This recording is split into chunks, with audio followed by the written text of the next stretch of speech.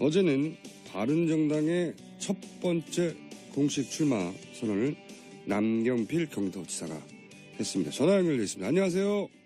네, 안녕하십니까. 네, 사실은 저도 감회가 새로워요. 왜냐하면 지사님이 정치 입문을 쭉 기획하고 있다고 한 게 아니라 아버님 돌아가시고 어느 날 갑자기 하신 거 아니겠습니까? 맞아요. 네, 졸지에 정치인 되신 거잖아요. 맞습니다. 네, 처음 만났을 때 그 얘기부터 하셨던 걸 제가 기억하는데, 내가 정치를 네. 쭉 하려고 했던 게 아니다. 근데 아버님이 돌아가신 바람에, 네.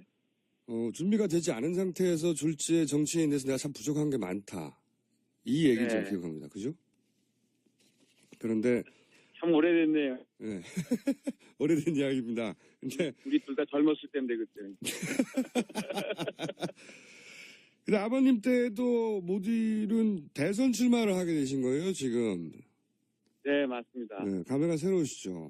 여러 가지 감회가. 근데 저는 생각이 그때하고 똑같은 게요. 예. 여전히 저는 모자라요. 부족한 게 많아서, 예. 저는 정말 저보다 훌륭한 분들 그 장점을 다 모아서 그분들 힘, 도움받아서 대한민국을 한번 새롭게 바꿔보고 싶어서 도전을 했습니다.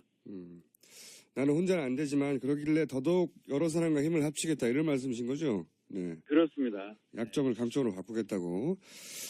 어쨌든 출마하시는 거 보면서 제가 처음 인터뷰할 때 정말로 정치인 같지 않으셨거든요. 지금도 네. 다른 정치인과 좀 느낌이 다르신데 여하간 예. 감회가 새로워서 그 질문부터 드렸고요. 그런데 이제 상황은 만만치가 않아요. 그죠? 그렇습니다. 네. 다른 후보들 얘기하기 전에 우선 당내에서 유승민 후보부터 이어야 되지 않습니까? 근데 이게 결국 당내 경선이라기보다는 예. 저희가 결국은 국민들 선택을 받아야 될 거예요. 그래서 저희가 지금 룰싸움 이런 거는 별로 저는 관심이 없고 예.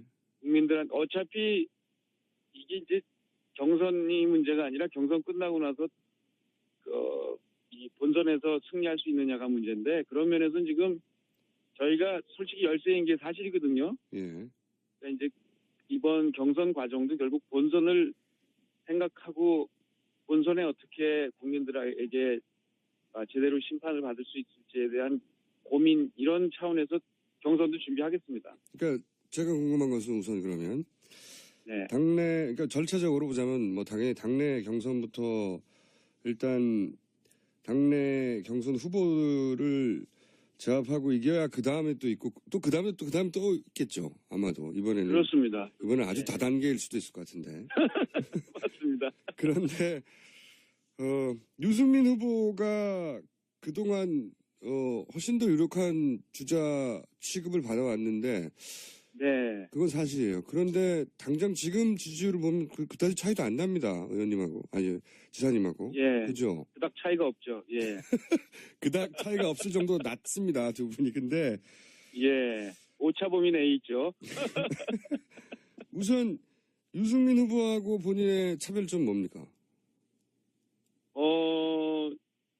이제 국회의원을 함께 했던 경력은 같고요. 네. 이제 저는 도지사로서 실제로 이 일을 풀어봤다. 의원 위에 도지사 경력이 있다.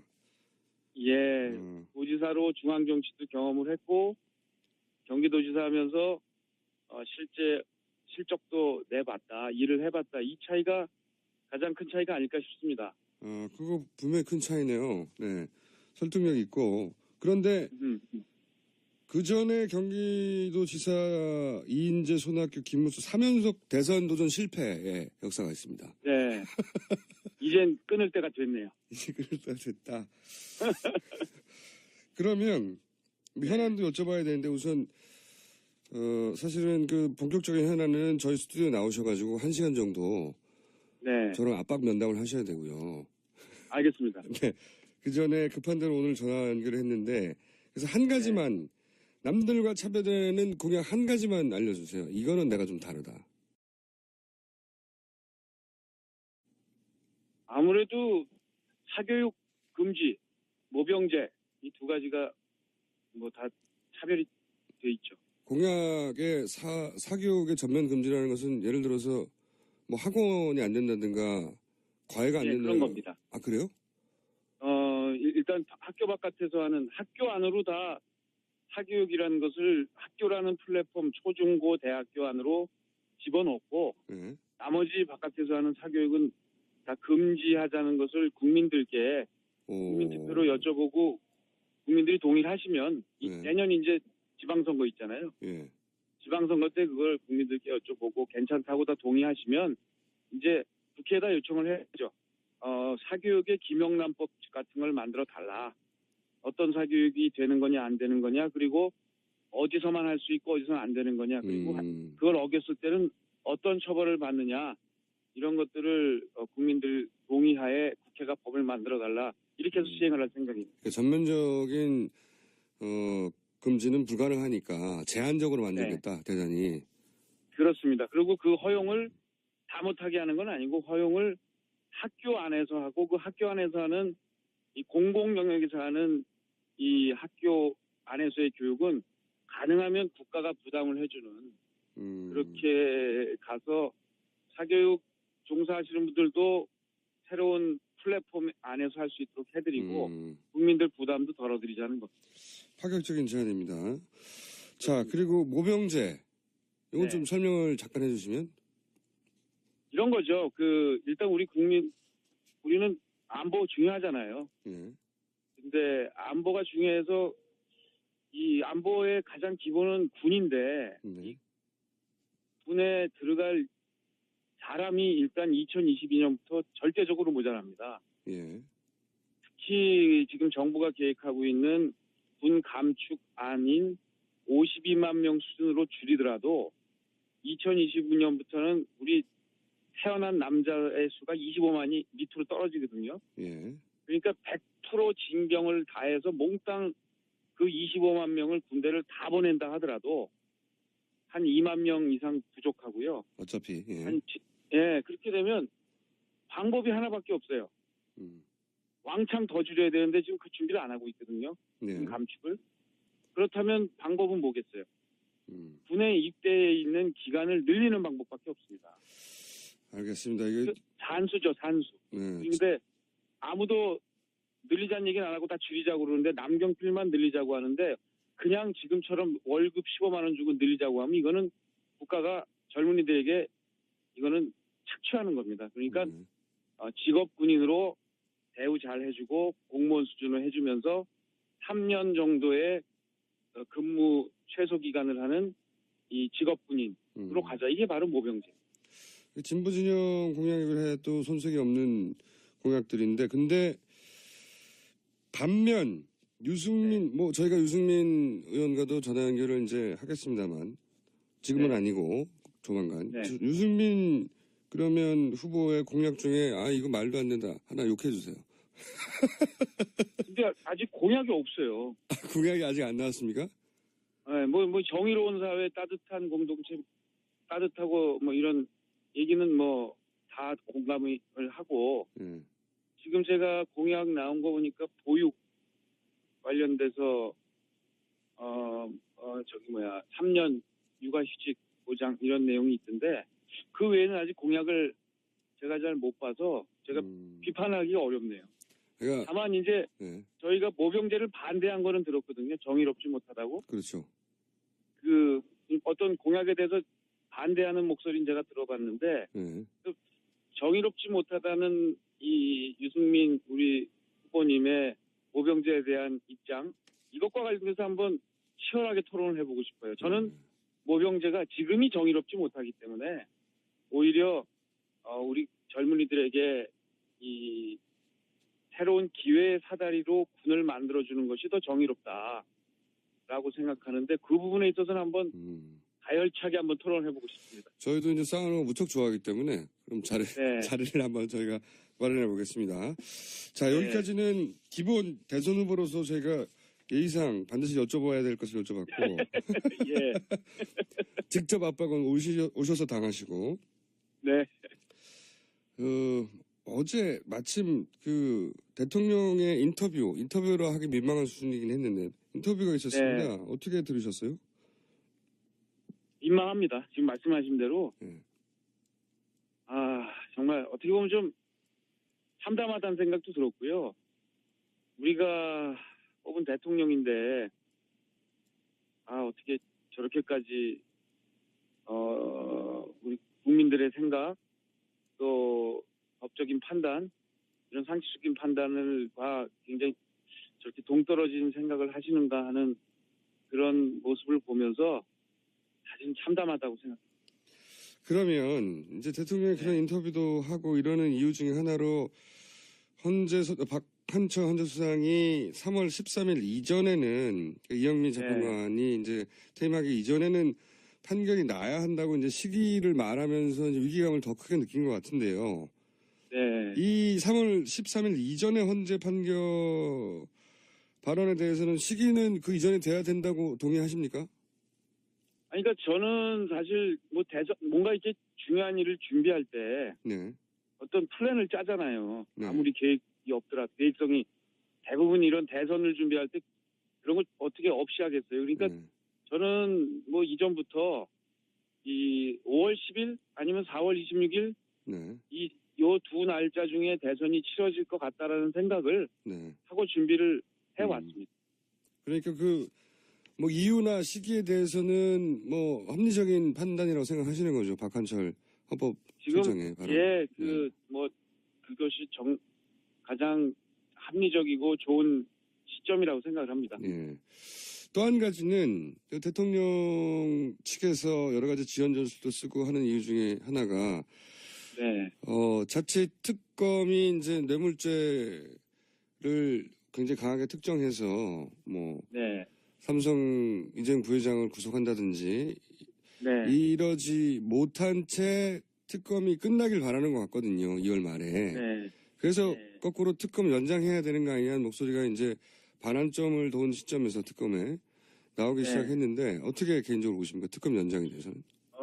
뭐 아직 끝나지 않았기 때문에 뭐 벌써 뭐 연장하자 말자 이런 얘기 하는 거는 특검의 지금 이 의지를 또 어떻게 보면 약화시킬 수도 있는 문제이기 때문에 네. 저는 뭐 필요하다면 연장을 하는 거는 충분히 정치권 안에서 논의할 수 있다고 보고요. 국민들이 볼 때 이거 미진하다, 이거 시간 부족으로 안 되겠다 이러면 당연히 이제 특검 연장에 대해서는 정치권이 합의를 하면 될 거고, 다만 이제 이런 거죠. 제가 봐도 탄핵을 한다는 거는 결국 헌법을 위반했느냐의 문제잖아요, 대통령이. 네. 저는 뭐 블랙리스트 이것만 해도 탄핵에 이르는 사유라고 저는 개인적으로 판단을 합니다. 그래서 탄핵을 하는 데는 문제가 없을 테고 뭐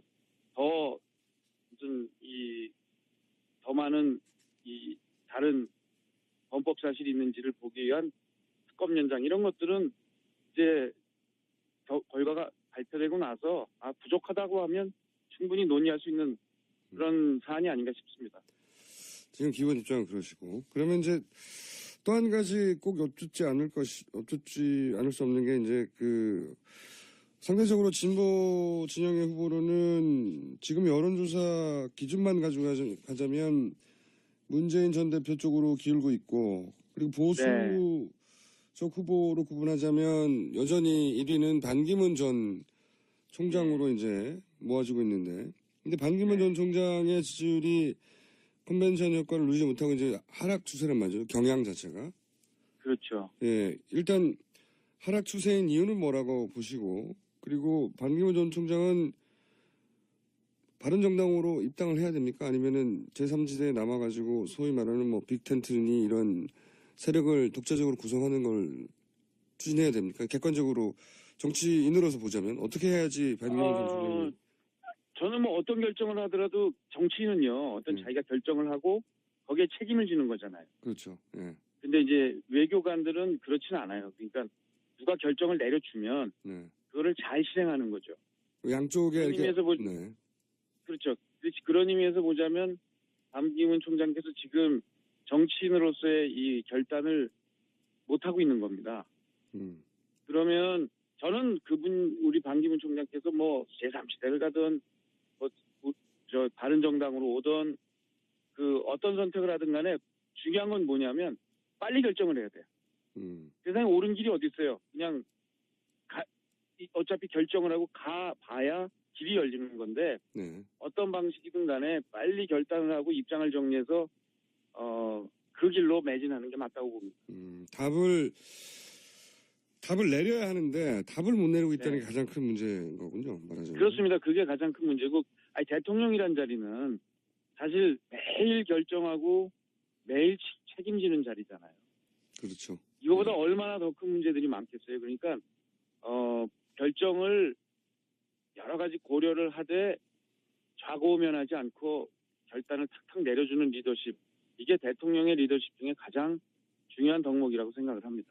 그 점에서 반기문 전 총장은 그런 정치인의 자질을 못 보여주고 있다. 그래서 지지율이 떨어진다. 이렇게 보시는 거죠. 그렇죠. 그걸 반등할 수 있는 길은 제가 볼 때는 설 연휴 전에 예. 본인의 정확한 입장을 정치적 결단을 하고 거기에 대해서 한번 결단을 내리면 계속 쭉 가는 그런 결정을 오늘 내일 중에 내려야 그래도 이제 지지율 반등을 할 수 있는 기회가 있다고 봅니다. 완주 못한다 이런 얘기도 정치를 오래 해본 분들은 많이 얘기하잖아요. 정치가 만만치 않다 이러면서 어떻게 보세요? 예. 그러니까 이제 지지율이 계속 하락하게 되면 그런 현상이 나타날 텐데 그러지 않기 위해서라도 결단을 해야죠. 결정을 해야 됩니다. 결정하지 않고 미루면 지지율은 점점 더 떨어지게 돼 있죠. 알겠습니다. 황교안 대행이 요즘 얼터너티브 아니냐 그런 네. 얘기를 점점 듣고 있습니다. 지지율도 꽤 상승하고 있고 예. 이 현상과 그 자격에 대해서 어떻게 생각하십니까? 저는 뭐 누구든지 국무총리 하신 분들은 대통령 꿈꿔보지 않으셨겠어요? 거기까지 갔으면 생각하겠죠. 예. 그럼 늘 사람은 정치인은 위를 쳐다보게 돼 있기 때문에 당연히 그렇게 했을 테고요. 다만 이런 거죠. 지금 대행이잖아요. 네, 대행. 이제 그러면은 탄핵 결정되자마자 옷을 또 벗고 출마하면 또 이제 대행의 대행이 되잖아요. 네. 그러면은 그거는 국가적으로 이렇게 어떨까 싶고요. 그다음에 이게 이제 확장성이 어차피 이제 결국은 뭐 문재인 후보가 됐던 뭐 안희정 후보가 됐던 민주당의 후보와 뭐 1대1로 겨루든 아니면 뭐 안철수 후보 같은 제3 후보가 나오든 결국은 이렇게 겨루게 될 때 지금 이 중도적인 판단을 하시는 우리 유권자들에게의 확장성이 중요하지 않겠습니까? 그런 면에서는 한계가 있지 않을까요? 황교안 대행은 박근혜 전 대통령을 지지하거나 이제 새누리당 지금 현재 새누리당을 지지하는 분들에게는 네. 표를 얻을 수 있지만 그 외에는 불가능하지 않냐? 예. 예, 상당한 지지율까지는 올라갈 수 있을지.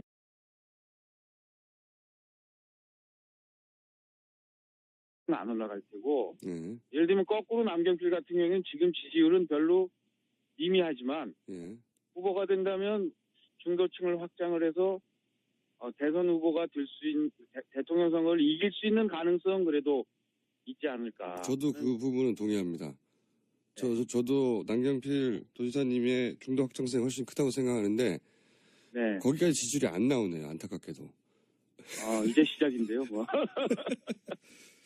한 가지만 두 가지만 더 여쭤볼게요. 짧게. 오세훈 최고위원이 여기 양다리 아니야 하는 행보를 좀 보입니다. 예. 반기문 전 총장 선대위원장을 맡을지 안 맡을지. 네. 맡으면 최고위원을 관둬야 되는데 최고위원은 또 선대위원장 제안을 받고 나서도 최고위원은 수락했고 이거 어떻게 해야 되나요?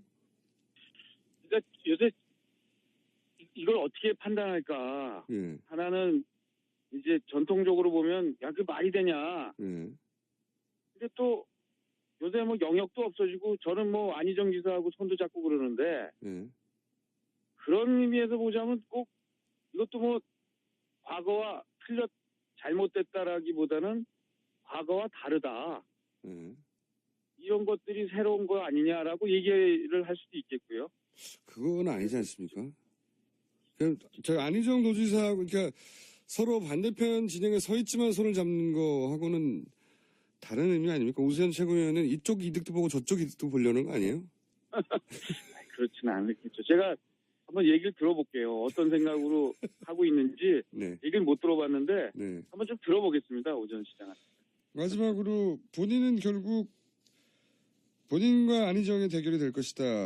예. 네. 두 분 다 지금 당 내에서 지지율이 1위도 아니고 2위도 아니고 그 3위 수준인데 예. 3위끼리의 대결이라면 내가 이해하겠는데 대선이 네. 두 분의 대결이 될 거라는 전망은 어떤 근거에서 하시는 겁니까? 그러니까 이제 예를 들면 문재인, 반기문 이런 후보 대결이 되면 네. 지금은 그렇게 될 거 아니에요? 지금 지지율만 놓고 보면. 지금 기준으로만 보자면 예. 그렇게 되면 이것도 옛날처럼 또 패로 나뉘어가지고 실컷 뭐 이념 대결하고 또 진영 대결 한 다음에 선거 끝나고 나면 또 협력 안 하고 싸우고 뭐 이러지 않을까. 네. 이제 좀 그런 거 좀 그만하자 하고 싶은데 지금은 예를 들면 이 문재인 후보가 일단 박근혜 대통령 싫다.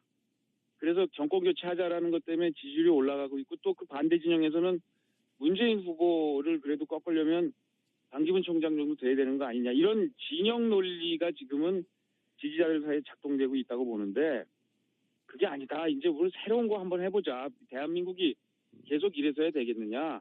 네. 좀 젊고 역동적이고 투명하고 협력하는 협치와 연정이 가능한 사람들로 한번 새로운 정치로 바꿔보자.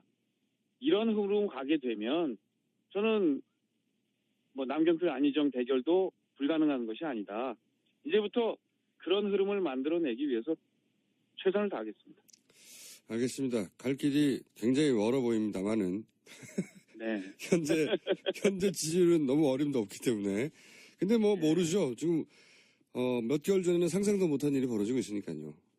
그리고 그 노무현 대통령 예. 그리고 트럼프 대통령, 예. 두테르테 대통령 다 보니까 지지율이 보통 0.2%에서 시작했더라고요. 예. 굉장히 예외적인 경우죠. 오늘 여기까지 하겠습니다. 다음엔 스튜디오에서 모시겠습니다. 감사합니다. 네, 감사합니다. 지금까지 남경필 경기지사였습니다. 나는 혼자는 안 되지만 그러길래 더더욱 여러 사람과 힘을 합치겠다 이런 말씀이신 거죠? 네. 그렇습니다. 약점을 강점으로 바꾸겠다고. 어쨌든 출마하시는 거 보면서 제가 처음 인터뷰할 때 정말로 정치인 같지 않으셨거든요. 지금도 네. 다른 정치인과 좀 느낌이 다르신데 여하간 예. 감회가 새로워서 그 질문부터 드렸고요. 그런데 이제 상황은 만만치가 않아요. 그죠? 그렇습니다. 네. 다른 후보들 얘기하기 전에 우선 당내에서 유승민 후보부터 이어야 되지 않습니까? 근데 이게 결국 당내 경선이라기보다는 예. 저희가 결국은 국민들 선택을 받아야 될 거예요. 그래서 저희가 지금 룰싸움 이런 거는 별로 저는 관심이 없고 예. 국민들한테 어차피 이게 이제 경선이 문제가 아니라 경선 끝나고 나서 이 본선에서 승리할 수 있느냐가 문제인데 그런 면에서는 지금 저희가 솔직히 열세인 게 사실이거든요. 예. 그러니까 이제 이번 경선 과정도 결국 본선을 생각하고 본선에 어떻게 국민들에게 제대로 심판을 받을 수 있을지에 대한 고민 이런 차원에서 경선도 준비하겠습니다. 그러니까 제가 궁금한 것은 우선 그러면 네. 당내 그러니까 절차적으로 보자면 뭐 당연히 당내 경선부터 일단 당내 경선 후보를 제압하고 이겨야 그 다음에 또 있고 또 그 다음에 또 있겠죠. 아마도 이번에는 이 학교 안에서의 교육은 가능하면 국가가 부담을 해주는 그렇게 가서 사교육 종사하시는 분들도 새로운 플랫폼 안에서 할 수 있도록 해드리고 국민들 부담도 덜어드리자는 겁니다. 파격적인 제안입니다. 자 그리고 모병제 이건 네. 좀 설명을 잠깐 해주시면. 이런 거죠. 일단 우리는 안보 중요하잖아요. 예. 근데 안보가 중요해서 이 안보의 가장 기본은 군인데 네. 이 군에 들어갈 사람이 일단 2022년부터 절대적으로 모자랍니다. 예. 특히 지금 정부가 계획하고 있는 군 감축안인 52만 명 수준으로 줄이더라도 2029년부터는 우리 태어난 남자의 수가 25만이 밑으로 떨어지거든요. 예. 그러니까 100% 진경을 다해서 몽땅 그 25만 명을 군대를 다 보낸다 하더라도 한 2만 명 이상 부족하고요. 어차피. 예. 그렇게 되면 방법이 하나밖에 없어요. 음. 왕창 더 줄여야 되는데 지금 그 준비를 안 하고 있거든요. 네. 감축을. 그렇다면 방법은 뭐겠어요? 음. 군에 입대해 있는 기간을 늘리는 방법밖에 없습니다. 알겠습니다. 이게 산수죠, 산수. 네. 근데 아무도 늘리자는 얘기는 안 하고 다 줄이자고 그러는데 남경필만 늘리자고 하는데 그냥 지금처럼 월수입니다. 이거는 아주 다단계일 수도 있을 것 같은데. 맞습니다. 그런데 유승민 후보가 그동안 훨씬 더 유력한 주자 취급을 받아왔는데 네. 그건 사실이에요. 그런데 당장 지금 지지율을 보면 그다지 차이도 안 납니다. 의원님하고 아니 지사님하고. 예. 그죠? 그닥 차이가 없죠. 예. 그닥 차이가 없을 정도로 낮습니다. 두 분이. 근데 예. 오차범위 내에 있죠. 우선 유승민 후보하고 본인의 차별점 뭡니까? 이제 국회의원을 함께 했던 경력은 같고요. 네. 이제 저는 도지사로서 실제로 이 일을 풀어봤다. 아, 의원 위에 도지사 경력이 있다. 예. 도지사로 중앙정치도 경험을 했고 경기도지사 하면서 실제 실적도 내봤다. 일을 해봤다. 이 차이가 가장 큰 차이가 아닐까 싶습니다. 그거 분명히 큰 차이네요. 네. 설득력 있고. 그런데 그 전에 경기도지사 이인재, 손학규, 김문수 3연속 대선 도전 실패의 역사가 있습니다. 네. 이젠 끊을 때가 됐네요. 이제 그럴 때가 됐다.